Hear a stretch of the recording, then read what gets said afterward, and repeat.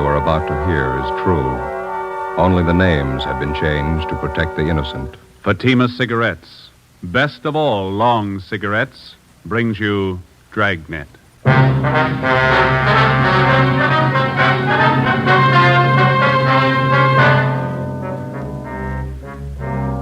You're a detective sergeant. You're assigned to burglary detail. Unidentified thieves start a campaign of burglaries in your city. Homes are broken into and stripped of their furnishings. There's no lead on the criminals. Your job, get 'em. When you compare Fatima with other long cigarettes, the difference is quality. Yes, in Fatima, the difference is quality. If you want a long cigarette, smoke that best of all long cigarettes. Smoke extra mild Fatima. Fatima is the quality king-size cigarette because it contains the finest Turkish and domestic tobaccos superbly blended. And Fatima is extra mild with a much different, much better flavor and aroma than any other long cigarette. Because of its quality, its extra mildness, its better flavor and aroma, Fatima has more than doubled its smokers coast to coast. Enjoy extra mild Fatima yourself. It's wise to smoke extra mild Fatima. Because in Fatima, the difference is quality. Yes, in Fatima, the difference is quality. Smoke Fatima, the quality king-size cigarette. Best of all long cigarettes.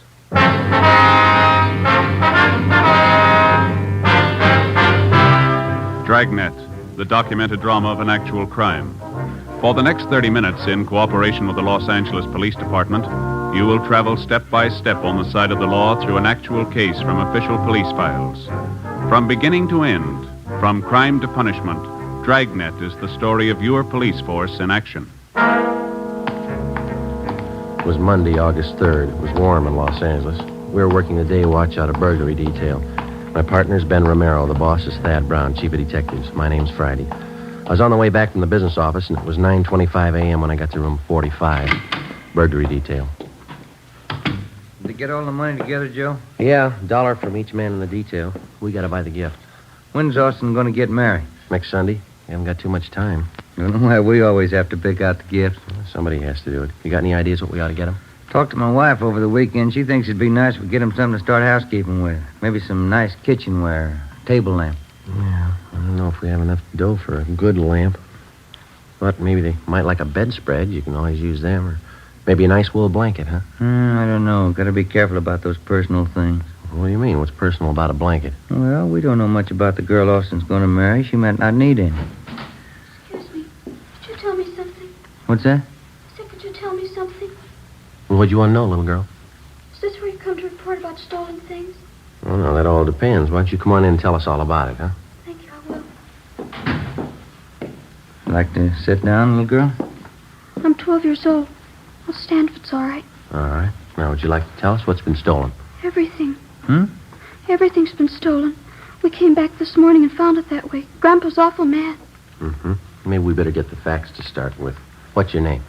Ruth Ann Marie Jeanette. Jeanette. Is that your last name? No, Snyder.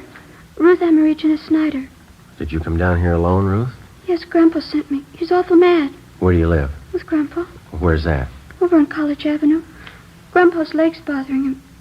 Arthritis. So he told me to come down and tell you about it. About what, man? Everything. We came back this morning on the train, and when we got home, we found everything was stolen. It's terrible. What do you mean by everything? I walked all the way over here to tell you. I'm thirsty. Is there a drinking fountain in the hall? Oh, we've got a cooler over here. Let me get you a cup, huh? Thank you.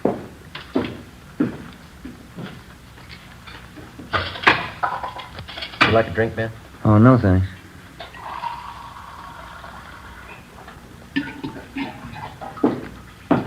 All right, little lady. Here you are. Thank you very much. Now, would you like to tell us what it's all about? Grandpa and I got back to Los Angeles on the train this morning. We've been on a trip back to Indiana. Uh-huh. We took a taxi cab home from the station. When we got there, everything was gone. Everything but the rug in the dining room. Yeah? All the furniture, every single bit. The sofa, the chairs, my desk upstairs, the stove. Everything's been stolen. I want you to find it. Means someone broke in while you were gone and took all your furniture. Is that what you think? You know they did. The lock on the back door, it was broken. They took everything but the dining room rug. That's why Grandpa's home now. He thinks the crooks will be back. He's sitting on the rug because he says if they take that, they'll have to take him, too. We better hurry. Yeah? Grandpa's not very big.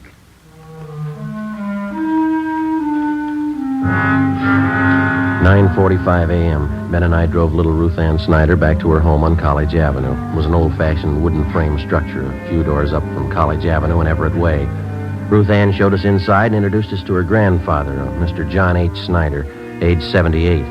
He told us that a year ago, he and his wife, Ruth Ann's grandmother, had come to California from Indiana and rented the house on College Avenue. The grandmother had fallen ill and passed away suddenly 3 weeks ago. He and Ruth Ann closed the house and took the body back to Indiana on the train for burial. On their return that morning, they found the house stripped of every piece of furniture. We checked room by room and listed the missing articles. We put in a call to latent fingerprints. Do you happen to know the serial numbers of your home appliances, Mr. Snyder? No, sir. I've lived with most of the furniture for 40 years. You get to know the things you own in 40 years. I know what was in my room, Sergeant. My desk, my table and chair, the bed, the curtains. They took everything. Well, how about the estimated value of the furniture, sir? What would you say it was worth? Dollars and cents? Oh, I don't know. What's a house full of furniture worth to anyone? Guess everybody puts their own value on their things. Yes, sir, they do. Solid walnut dining set. A wedding present. Mahogany front room table. A solid, too. It cost money in their day. All gone. Were there any liens against the furniture, sir? How's that? Did you owe anything on the furniture? I mean, there was no trouble with the finance company or anything like that. Oh, we didn't even know what a finance company was when the wife and I was married. It was sad enough trip as it was. And Ruthie and me get here this morning, and everything's gone. All we own. Ruthie, Yes, Grandpa? where the thieves broke in, would you show the officers, please? It's back this way. Okay. How are you and your grandfather going to make out here, Ruth? Well, Grandpa says we'll buy 2 cots for tonight, Army surplus. There's no stove to cook on. We'll have to eat out. Maybe we'll have to go back to Indiana. Grandpa doesn't have much money. He's on a pension.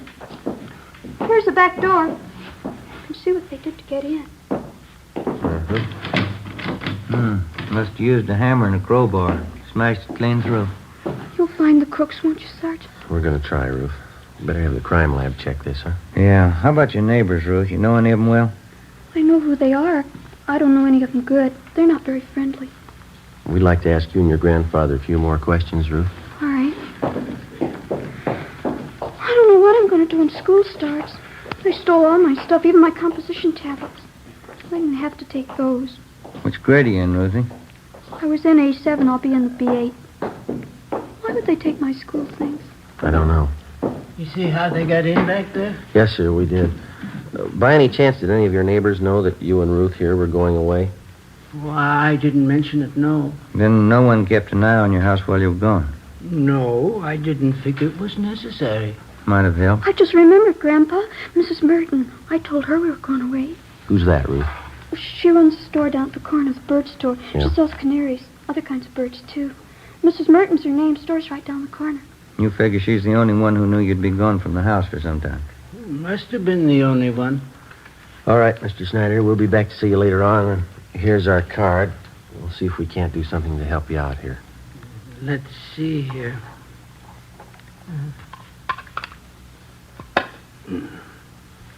Friday, Romero, burglary detail. All right, thank you, boy. Ruthie will show you to the door. Yes, Grandpa. Miss Snyder. Right. Goodbye, sir. Oh, say there. Yes, sir. Guess you understand, but I'd like to apologize anyway. I just couldn't do it. What's that, sir? Offer you a chair.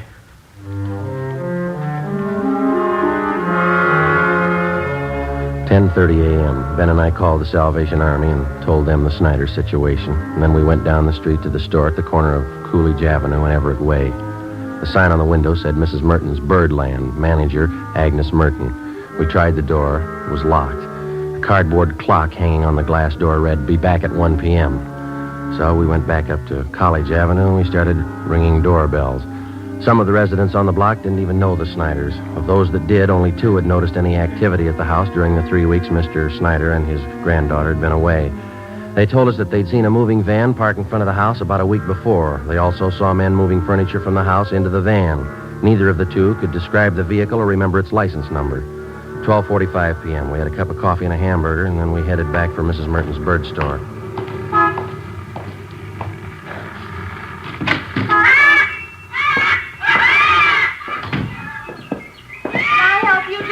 Yes, ma'am. Police officers. You have a few questions for you.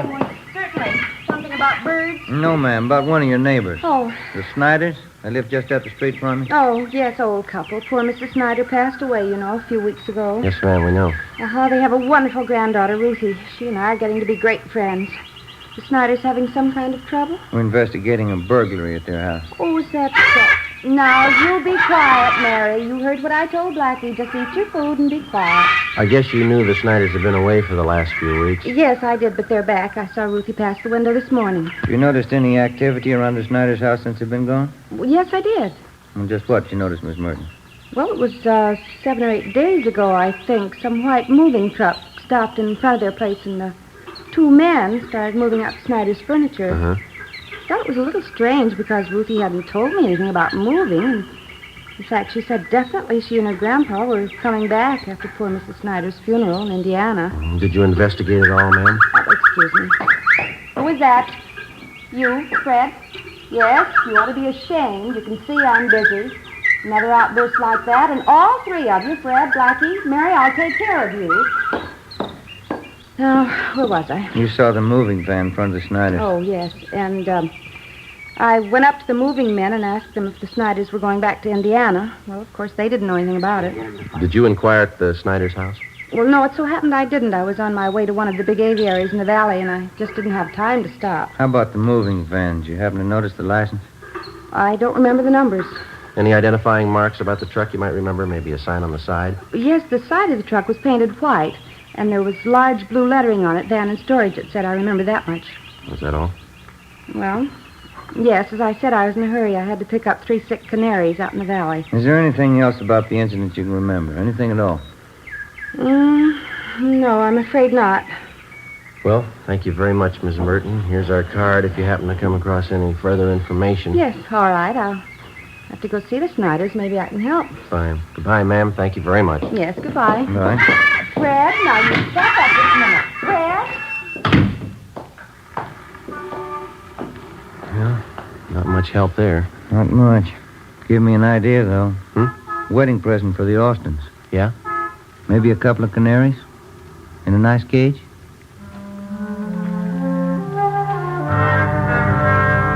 At 5 p.m., we went back to the office. Reports had come in from 2 more victims. That night, Ben and I drove out to interview them. The circumstances of the theft and the M.O. of the criminals matched identically with the Snyder case. Both of the families victimized had gone off on vacations and neglected to notify either the neighbors or the patrolmen in their area. Both had allowed daily newspapers to collect on their doorsteps in their absence and otherwise left signs that their homes were vacant. In both cases, the thieves had forced an entrance through a back door or window, stripped the house of every last piece of furniture, and either hauled it away themselves or hired somebody to do it for them. We started canvassing the 2 areas where the crimes had been reported. Again, the neighbors saw the moving vans, but none were able to definitely identify the vehicles or their license numbers. Captain Fulton called us into his office. You're going to have to try harder. I know they're hard to get, but get them fast. Done about everything we can so far, Skipper. Only one small lead. The thieves seemed to be using a different moving van on each job. We started to check the movers around town, the transfer companies. Leighton Prince come up with anything yet? No luck there. One of the lousiest rackets we've had since I came on this detail. Whole house full of furniture, everything a family owns. Yeah. Well, we'll stay on top of it. The stats office may come up with something. How about an outlet for all that stuff that's been stolen? Thieves can't be sitting on it. Pawn shop and second-hand details have been alerted. They're checking regular outlets, auction houses, second-hand places. Nothing yet. What about some kind of preventive idea? At least slow them down. Good dose of publicity on the whole thing would help. If only people wouldn't keep it a secret when they're going away. Neighbors aren't alerted. That's why a lot of them didn't think much of it when they saw the moving vans parked at those houses. And drawn blinds and the newspapers on the doorsteps didn't help much either. It's an open invitation. Well, I'll see what we can do on the publicity end. We've had one campaign on this already. No, excuse me. Burglary, Captain Fulton. What's the address? Okay, I got it. Thank you. Here you go, another one. 63 hours just called it in. Family back from vacation. Furniture all gone. Here's the address here. Thank you. Better get on it right away. Let's go. I'll have a little more help for you on this tomorrow. Crowley and Barnes will be free. They can work with you. Okay, Skipper. Check you later. Right.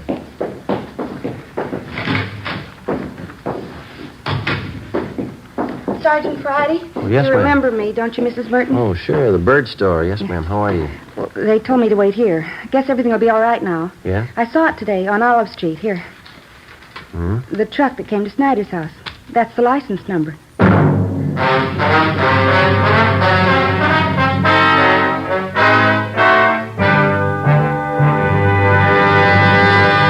You are listening to Dragnet, the case history of a police investigation, presented in the public interest by Fatima Cigarettes. It's amazing how many long cigarette smokers are changing to extra mild Fatima. Here is the actual report. From coast to coast, Fatima has more than doubled its smokers. Here is the reason why. When you compare Fatima with other long cigarettes, the difference is quality. Yes, in Fatima, the difference is quality. Fatima is the quality king-size cigarette because it contains the finest Turkish and domestic tobaccos superbly blended. And Fatima is extra mild with a much different, much better flavor and aroma than any other long cigarette. And because of its quality, its extra mildness, its better flavor and aroma, more and more smokers say it's wise to smoke extra mild Fatima. I agree, says Dick Hyland, sports columnist. I agree, says Mrs. Deems Taylor, painter and theatrical designer. I agree, says Frank Fenton, author. Yes, all agree. It's wise to smoke extra mild Fatima. Best of all, long cigarettes. Because in Fatima, the difference is quality. Yes, in Fatima, the difference is quality. Smoke Fatima, the quality king-size cigarette.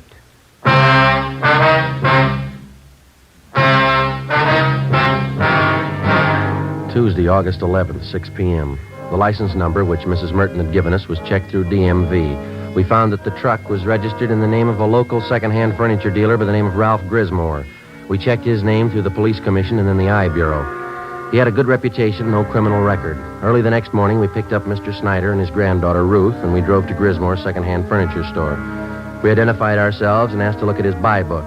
Under the date of July 27th, Grismore had recorded the purchase of more than 3 dozen articles of furniture from a house on College Avenue. The address was that of the Snyders. A man and a woman, Sergeant, they said they'd sold their house and they were going east. Man said the company he worked for transferred him to Boston. Told me he had to get back to take over his new job. Would you recognize the people if you saw them again, Grismore? Sure, I think so. The woman was a great talker. She said they figured on selling the stuff piece by piece. They'd get more, but since they had to leave town the next day, she decided to sell the whole lot to a dealer. You got the furniture for a pretty low price, didn't you? Pretty good price, yeah. That's why I went along in the fast deal. Wasn't going to talk myself out of a bargain. They wanted to sell fast, so I wanted to buy. I didn't think anything was wrong. Sergeant, Yeah, Mrs. Snyder? our walnut dining room set. That's it right over there. You sure, Mr. Snyder? A cigar burn on top, just above one of the legs. Know it anywhere. Seems to me that's our mahogany table. I'll look. Sergeant, my table and my desk, here they are right here. My school stuff, too. All right, Ruthie. Yeah, they sure stuck me all right. That's the last fast deal I ever make. How did they contact you, Grismore? What kind of approach did they use? Called me on the phone, and I came out and gave them an appraisal on the stuff. Nothing suspicious about either the man or the woman. That's so? She was in a house dress, bandana around her head. The guy was in old clothes, just as homey as you please. Looked like he was doing a little repair work around the house, you know. Mm-hmm. You notice if they had a car parked by the house? Well, no, as a matter of fact, I didn't. There wasn't any in the driveway. Mm-hmm. No argument over the price you offered them for the furniture? No. They seemed to hesitate a little, but they took my first offer. I thought I had a good deal. I don't know. How'd they react after you agreed on a price? In a hurry? Said they had to board the train that night for Boston. They asked me to get the furniture out right away. Mm-hmm. The woman said they had other business to wind up, so if they weren't at the house when I came back with the van, why, she'd leave the back door open for me. I guess you realized you were going to have to place a hold on this furniture that you bought. Yeah, I know. I got no one to blame but myself. And you gave this man and woman a check for the full amount of the sale. Is that right, Grismore? $550 down the drain. Do you have the canceled check? No, not yet. If you like, you can probably get it from the bank. Don't imagine those crooks would waste any time cashing it. Mm-hmm. We'd appreciate it if you'd run down to the bank with us now. Okay, Sergeant. Sergeant, could I speak with Mr. Grismore? Sure, Mr. Snyder. Mr. Grismore. Yes, sir. I'm sorry about all this. I didn't know. Oh, I understand, sir. You buy furniture, don't you? Yes, sir. What could you give me for 2 Army surplus cots? Grismore made arrangements to round up Mr. Snyder's furniture and ship it back to his home. Then we took him down to his bank where he recovered the canceled check for $550. The endorsement read, Mr. Thomas Butterworth. According to the bank teller who waited on them, the suspects had cashed the check shortly after the sale of the Snyder's furniture. From the second-hand dealer and the clerk at the bank, we got a complete description of the man and woman known as Mr. and Mrs. Butterworth.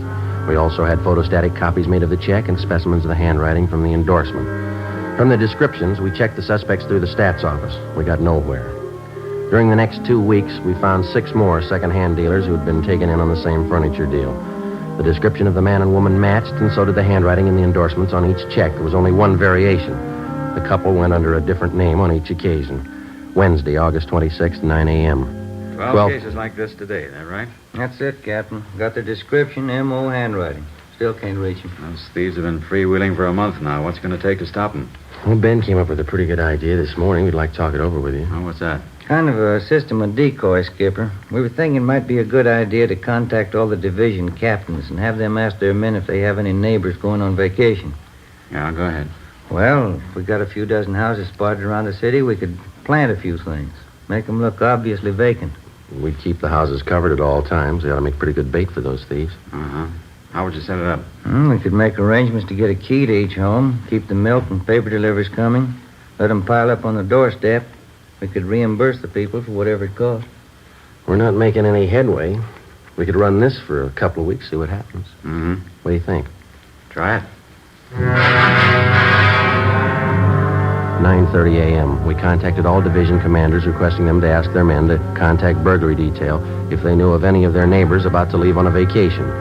During the next 2 days, the response came in and the plan went into effect. 40 homes throughout the city were spotted as decoys. They were kept under surveillance at all times. In the week that followed, 2 more burglaries of the same type were reported, but the suspects failed to try any of the decoy homes. The men in the pawn shop and second-hand details continued to work right along with us. The stolen furniture kept turning up, but not the thieves. Again, the homes that had been broken into displayed all the usual signs that the occupants were away. Old circulars and newspapers scattered on the lawn, milk bottles lined up at the door, all the blinds drawn. The decoy plan continued. No results. August 31st, we had a report of another burglary involving the theft of furniture. We made our investigation. 2 p.m. We went back to the office to get out a list of stolen articles. Hi, Ben. Joe. Hi, Austin. When'd you get back from your honeymoon? Late last night. Say, Thelma and I'd sure like to thank all you fellas for that wedding present you sent us. Darn nice of you. Well, we're glad you liked it, Austin. Sure a beauty. I'd like to ask you a question about it, though. I hope you won't take it wrong. No, go ahead. Well, what is it? You've got an early American house, haven't you? Yeah, that's right. It's an antique. Yeah? It's an apple peeler. One of the first ever built. Oh, sure. Thanks a lot. I get it. Burglary Friday. Yeah? Where? Right away, thanks. One of the decoy houses. Yeah? We got a bite. Together with Sergeants Crowley and Austin, we drove out to the decoy house where an unidentified man and a woman had been seen forcing entry through a back door. They'd been spotted by a police officer's wife who lived next door and who had called in the report. We parked down the street from the decoy home and waited. 5 minutes passed. We saw a woman dressed in a housecoat come out onto the porch of the house, look up and down the street, and then go back inside. A few minutes after that, a gray Chevrolet sedan pulled up in front of the house. A man in a dark suit got out and entered through the front door. Ben called communications for a make on the car. 80K to Control 4. 80K to Control 4. Control 4, go ahead. Request DMV on 6 Mary 6778. Repeat, 6M 6778. Information urgent. Roger, 80K. KMA 367. We waited. There were no signs of activity from the decoy house. 2 minutes after Ben put in the call, we got our make on the gray sedan. Control 4 to 80K. Lady K, go ahead. 6, Mary, 6778, 6M6778 is registered to the Donahoe Furniture Company, legal the same. 7811 Harvard Boulevard. It is a Chevrolet Deluxe, two-door sedan, 1941 model. Engine number C6VA4414. Lady K, Roger. KMA 367. A few minutes after the call back, a moving van drove down the street and backed into the driveway of the decoy house. The sign on the side of the van read Donahoe Furniture Company. Two men got out, went up to the front door, and were let in. They came out in a couple of minutes and loaded a sofa into the moving van. Okay, Joe. Crowley and Austin get the sign. Here they come. Let's go. Hey, you and Crowley want to cover the back, Austin? Right. Let's go, Crowley. Yeah. Come on, Ben. Mm-hmm.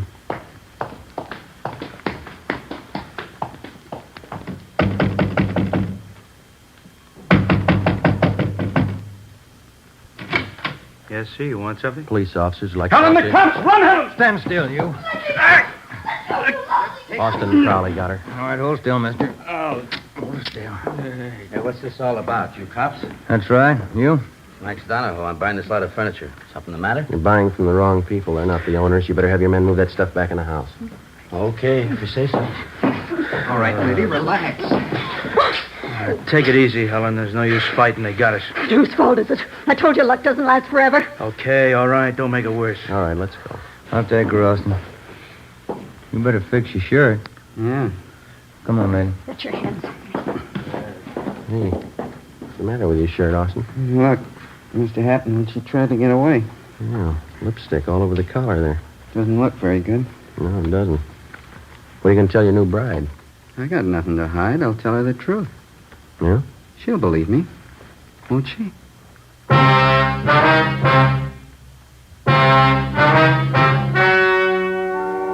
The story you've just heard was true. Only the names were changed to protect the innocent. On November 25th, trial was held in Superior Court, Department 87, City and County of Los Angeles, State of California. In a moment, the results of that trial. And now, here is our star, Jack Webb. Thank you. Under our system of law, the jury selected to hear a case is accorded complete freedom. The jury's decision is the final result of the testimony and evidence presented in the course of the trial. And so, with Fatima, they are the final result of carefully selecting and blending only the finest Turkish and domestic tobaccos to make Fatima extra mild. If you're a long cigarette smoker like I am, buy a pack of Fatimas and compare them with other long cigarettes, and you'll see the difference is quality. Yes, in Fatima, the difference is quality. So, smoke Fatima.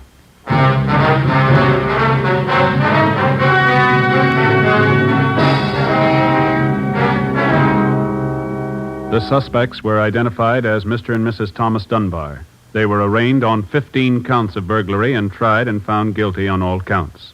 They are now serving their terms in the state penitentiary. You have just heard Dragnet, a series of authentic cases from official files. Technical advice came from the Office of Chief of Police W.H. Parker, Los Angeles Police Department.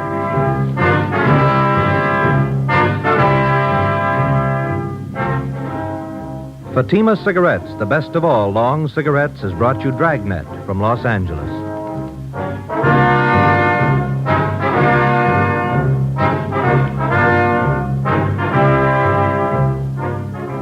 Coming up, Duffy's Tavern. Bob Hope returns October 3rd on NBC.